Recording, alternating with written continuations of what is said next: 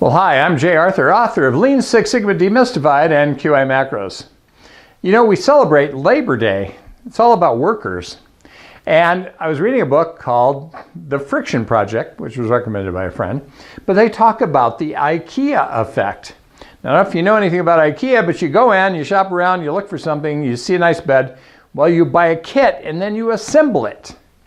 Well, guess what? We attribute more value to things we help assemble, right? The things that take longer seem to be more valuable. And I want you to get this idea that in Lean and Six Sigma are all these extended 2-week, 4-week green and black belt programs make you invested, and you think that's how it has to be. And so you've earned the creds. But guess what? What if you could learn the key tools you need in a day and start making improvements? Maybe that's a better way to go.